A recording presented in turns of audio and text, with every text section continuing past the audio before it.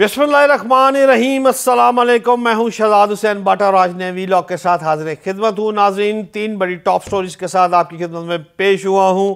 सबसे बड़ी बात तो है, हर तरफ हंगामा बरपा है। काजी फायजी साहब मुस्तकबिल के चीफ जस्टिस ऑफ पाकिस्तान की पार्लियामेंट में आमद, खिताब, असल कहानी क्या है, क्यों आए थे, तशरीफ लाए, बहुत तनकीद हो रही है, इस पर बात करते हैं। दूसरी खबर है मरियम नवाज साहिबा सऊदी अरब रवानगी, आज वो सऊदी अरब के लिए रवाना हो जाएंगी। क्यों जा रही हैं मरियम, आपको भी पता है, उसे उम्रा करने जा रही हैं अपने वालिद मोहतरम नवाज शरीफ साहब के साथ।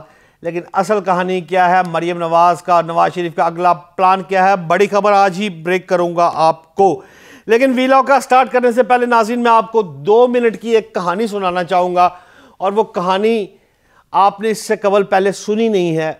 वो कहानी का इल्म है chief justice of Pakistan Bandial साहब को, उनकी फैमिली को, या खाकसार को भी उस कहानी का पता है। आपको इंकशाफ करूँगा इस कहानी में, और करने की वजह क्या है वो भी बता देता हूँ आपको। मैंने 3-4 वीलॉग्स में बात की कि उमर अता बंदयाल साहब जो हैं, बहुत माशाल्लाह नेक और परहेज़गार आदमी हैं, और वो 1 से 2 घंटा कुरान पाक की सुबह तलावत भी करते हैं। केसेस सुनाने से पहले तलावत करते हैं। जब केसेस बताते हैं तो उनके आर्गूमेंट्स जो होते हैं, कुरान हदीस को साथ कोट करके, आईने पाकिस्तान को रख कर साथ उसकी एग्जाम्पल भी कोट करते हैं। तो मेरे कुछ दोस्तों ने मुझे व्हाट्सएप पे, फ़ोन पे बातें की और कहा कि आप आजकल स्पोक्समैन हो गए हैं चीफ जस्टिस ऑफ पाकिस्तान के। तो बिल्कुल ऐसी बात नहीं है। फिर एक लंदन से भी मेरे व्हाट्सएप दोस्त हैं, उनका भी थोड़ा सा गिला शिकवा आया। तो सारे दोस्तों को बयान करने की वजह की बजाय मैंने सोचा वीलॉग में 2 मिनट की ये बात कर लूँ। चीफ जस्टिस ऑफ पाकिस्तान जो है, जिनके मुतल्लिक, देखिए मैं जर्नलिस्ट हूँ, मेरे पास जो इन्फॉर्मेशन आती है मैं उसकी तस्दीक करता हूँ, तहकीक करता हूँ, इन्वेस्टिगेशन करता हूँ, बाद अज़ा मैं वो आपकी खिदमत में पेश कर देता हूँ। मेरी इन्फॉर्मेशन के मुताबिक चीफ जस्टिस ऑफ पाकिस्तान जो है वो 2 घंटे की माशाल्लाह तलावत करते हैं। अच्छी बात है, आप भी करते होंगे, लेकिन अच्छी बात सुनी थी, मैंने आपको पेश कर दी। मेरी इन्फॉर्मेशन के मुताबिक चीफ जस्टिस ऑफ पाकिस्तान जब कानून का फैसला फरमाते हैं तो साथ वो एग्जाम्पल कोट करते हैं। मैंने आपको वो भी उसी के मन तर बात कर दी, इसमें PRO वाली बात कोई नहीं है। लेकिन अगर आपको असल कहानी फिर आज जो मेरे सीने में दफन थी, मैं उसका भी इंकशाफ आपसे करने लगा हूँ। और ये तब की बात है, अभी नहीं, तब से मेरे को मालूम है जब chief justice of Pakistan supreme court की बजाय chief justice Lahore high court हुआ करते थे। जी हां, बंदयाल साहब की मैं आपसे बात कर रहा हूं। और बंदयाल साहब की बहन के घर चोरी हो गई थी। रोलेक्स 2 घड़ियां जो है उनके घर से गायब हो गई थी। कोई ऐसी चीज बाहर से कोई चोर नहीं आया था, कुछ चीजें टूटी नहीं थी, लॉक टूटे नहीं थे, लेकिन घर से गायब हो गई। तो बंदयाल साहब की बहन ने अपनी भाभी मिसेस बंदयाल को इस बात का गिला शिकवा किया कि ये है, बंदयाल साहब को कहें कि किसी को IG मतहत है, CCPO मतहत है, ये 2 मिनट का काम है, 2 आएंगे, दबके मारेंगे, 4 मुलाजमीन घर में, गड़ियां बरामद हो जाएंगी। बंदयाल साहब ने अपनी बहन और मिसेस को कहा कि ठीक है, बुलाया जा सकता है, लेकिन अगर आप ये इन्ना लिल्लाहि व इन्ना इलैहि राजिऊन और इस तरह अहादीस और कुरानी पाक की 2-4 आयतें बताई, अगर आप ये पढ़ लें तो मेरा ख्याल में अल्लाह के हुक्म से 36 आवर्स में आपको घड़ियां मिल जाएंगी। अगले दिन बंदयाल साहब की बहन फिर वापस घर आई और आकर अपनी भाभी मिसेस से, बंदयाल साहब की, से गिला शिकवा किया कि पढ़ तो मैं रही हूँ, लेकिन हीला वसीला भी तो कुछ चीज़ होता है ना, आप मेहरबानी करें। जिस पर बंदयाल साहब की मिसिस ने एक उस वक़्त के तगड़े सेक्रेटरी को, जो कि पंजाब में थे, बाद अज़ा वफाक में चले गए और आजकल बड़े होते तो रिटायर भी हो गए, वो शख्स भी ज़िंदा है, मिसिस बंदयाल भी ज़िंदा है, उनकी बहन भी ज़िंदा है। अगर मेरी ये बात झूठ हो तो मैं अपने आप को सरेंडर करूँगा और जो सज़ा होगी मैं देने को तैयार हूँ। जी हाँ, उस साहब के इल्म में मैं भी उस वक़्त उस जगह पे मौजूद था, मैं भी रावी हूँ, हम भी वहीं मौजूद थे, हम चुप रहे, हम हंस दिए, मंजूर था पर्दा तेरा। तो नाजरीन, जिस शख्स की मैं तारीफ़ें करता हूँ ना, बंदयाल साहब के बड़े अपराइट आदमी है, उसके लिए 1 सेकंड का काम था کہ سی سی پی لاہور کو طلب کرنا اور گڑیاں رولیکس یوں برآمد ہوتی. اس نے اپنے نجائز اختیارات سے تجاوز نہیں کبھی کیا. وہ بندہ ہی آئین، قانون، کتاب، رولز، ریگولیشن، وہ آؤٹ آف دا باکس جاتے ہی نہیں ہے، اپنے گھر میں بھی نہیں جاتے. یہی اب بھی میں آپ کو خبر دے رہا ہوں، اس فیصلے سے قبل انتخابات والے فیصلے جو آپ روزانہ سوشل میڈیا پہ دیکھتے ہیں، جتنا پریشر بندیال پہ ہے، میں سمجھتا ہوں انسان اتنا پریشر برداشت نہیں کر سکتا. جی ہاں، میں اپنے انتہائی بااعتماد ذرائع سے آپ کو بتا رہا ہوں، اتنا پریشر کوئی برداشت نہیں کر سکتا جتنا بندیال صاحب نے برداشت کیا ہے، اور وہ اپنے فیصلے پر ہے، کھڑا ہے.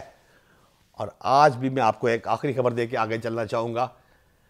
آپ کو آنے والے دنوں میں بندیال صاحب کی طرف سے ایک بڑا کھڑاک نظر آئے گا، اور اگلے ویلاگ جب میں کروں گا تو میں یہ باتیں دہراؤں گا کہ میں نے آپ کو کہا تھا کہ بندیال صاحب ایک بڑا پھر کھڑا کرنے والے ہیں.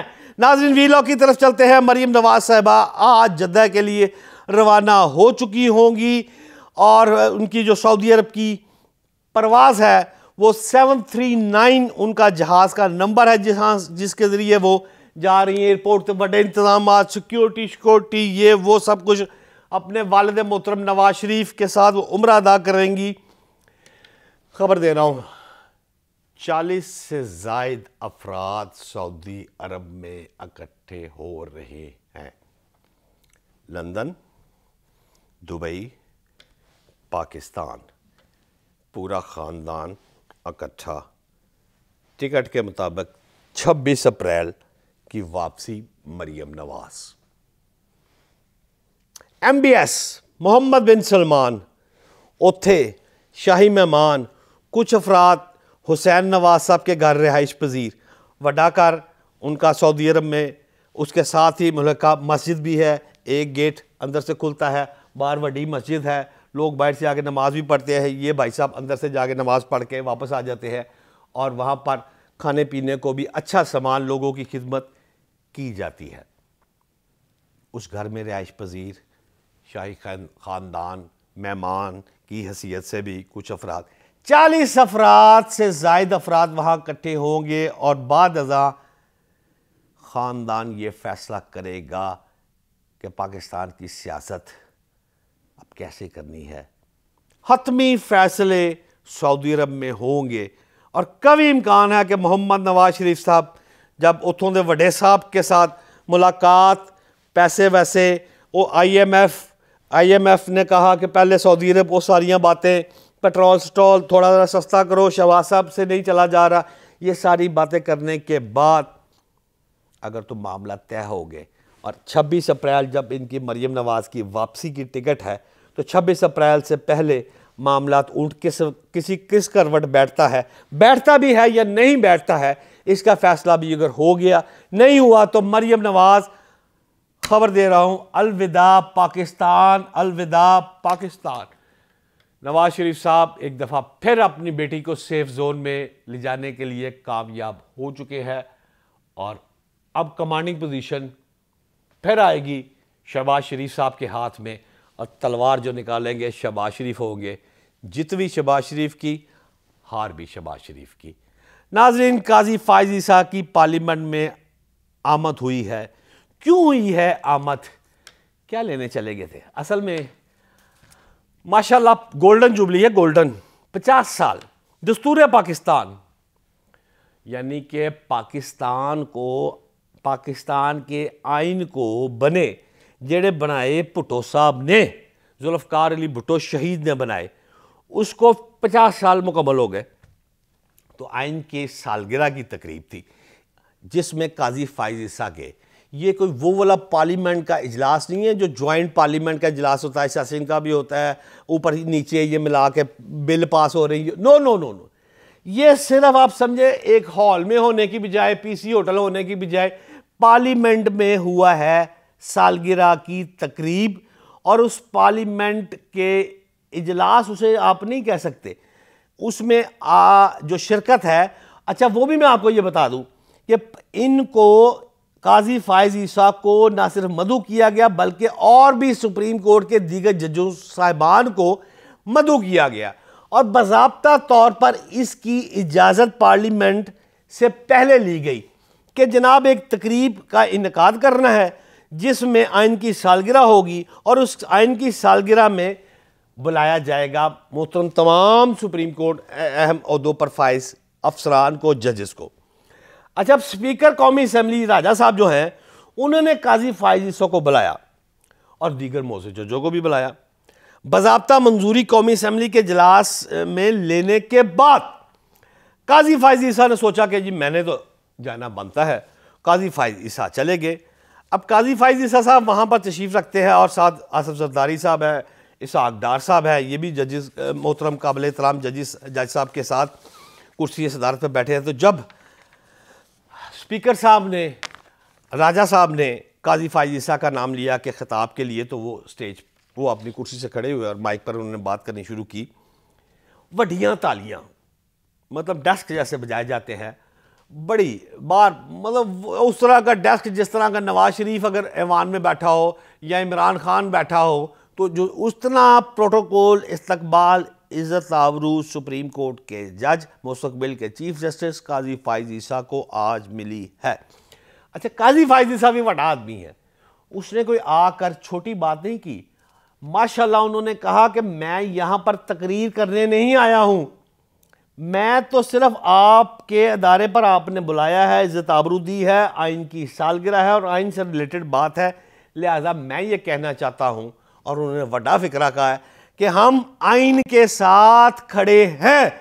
قاضی فائز عیسیٰ نے دو ٹوک جملہ کہہ دیا کہ میں اور ہم، یعنی وہ خود اور سپریم کورٹ جو ہے، انہوں نے کہا کہ میں نمائندگی کر رہا ہوں اور اس لحاظ سے میں یہ کہہ رہا ہوں کہ ہم آئین کے ساتھ کھڑے ہیں۔ اس کے ساتھ ساتھ انہوں نے دو تین دلچسپ فکرے بھی کہے۔ انہوں نے کہا دیکھیں جی بات یہ ہے کہ میں یہاں پر آیا تھا اور آپ کے بلانے پر آیا تھا، تو اس میں نے کہا تھا کوئی سیاسی گفتگو نہیں، تاہم جو سیاسی گفتگو آپ کی ہوئی ہے وہ آپ کی سیاسی گفتگو ہے، میں نہیں کوئی سنی نہ میں اس سے متفق ہوں، میں آپ کی یہ تمام گفتگو سے بری الذمہ ہوں، میں آئین کا بندہ ہوں، قانون کا بندہ ہوں، جو قانون کہہ رہا ہے میں اس پر من و عمل کرتا ہوں۔ اور اس کے ساتھ ساتھ ناظرین میں آپ کو یہ بھی بتا دوں کہ قاضی فائز عیسیٰ کی تقریر لمبی ہے، میں آپ کو لمبی بات کر سکتا ہوں، لیکن میں نے ٹو شارٹ دو تین فکروں میں اس کو کمپائل کیا، ٹائم زیادہ ہو گیا ہے، لیکن میں آپ کو ایک بات یہاں ضرور کرتا ہوں۔ اس وقت ٹاپ ٹرینڈ چل رہا ہے سوشل میڈیا پہ، رولے پہ ہوئے نے، قاضی فائز عیسیٰ وہاں کیوں گیا، قاضی فائز عیسیٰ کو جانا چاہیے تھا۔ قاضی فائز عیسیٰ نے خود بھی اس موقع پہ کہا، انہوں نے کہا کہ مجھے پتا ہے کہ میرے پر یہاں میں آیا ہوں تو سخت تنقید ہوگی۔ تنقید تو پھر ہو رہی ہے، اس بات کا ان کو بھی پتا تھا کہ تنقید ہونی ہے یا نہیں ہونی، لیکن تنقید تو ہو رہی ہے اور انہوں نے بھی کہہ دیا۔ تاہم انہوں نے کہا کہ میں صرف پیغام دینے آیا ہوں کہ ہم آئین کے ساتھ کھڑے ہیں۔ اچھا، سوال یہ ہے کہ 11 سال ہمارے اس ملک میں، آپ دیکھیں نا، جس گولڈن جوبلی کی میں بات کر رہا ہوں آپ کو، دستور آئین، اس دستور کو 11 سال تو ہم نے معطل رکھا ہے، اور دستور بنانے والے، میں نے پہلے بھی ویلاگز میں ذوالفقار علی بھٹو کو شہید کا لفظ کہا ہے۔ کیوں کہتا ہوں میں شہید؟ ہر گھر سے تم کتنے بھٹو مارو گے، ہر گھر سے بھٹو نکلے گا، کیوں کہتا ہوں بھٹو؟ جیلا نہیں ہوں میں، لیکن سچ یہ ہے کہ پاکستان کا جو دستور ہے وہ ذوالفقار علی بھٹو نے جو دیا تھا، اور جب ذوالفقار علی بھٹو پھانسی پر چڑھے ہیں تو یہ دستور ان کو پھانسی سے چڑھنے سے بچا نہیں سکا۔ لیکن سلام ہے اس بھٹو کو، میں سمجھتا ہوں کہ بھٹو کی اگر قبر میں آج بھی روشنی ہوگی تو اس دستور میں انہوں نے جو ایک کام کیا تھا قادیانیوں کے حوالے سے دائرہ اسلام سے خارج کرنے کا، تمام پولیٹیشین کنسنسس ہوا تھا اس موقع پر، تمام جماعتیں کٹھی ہو گئی تھی دستور کے لیے صرف، لیکن بھٹو پر اس وقت پریشر تھا اور اس نے پریشر لیا، اور اس پریشر کے باوجود اس نے قادیانی والا کام وچوں دستور چو کٹ کے باہر رکھ دی۔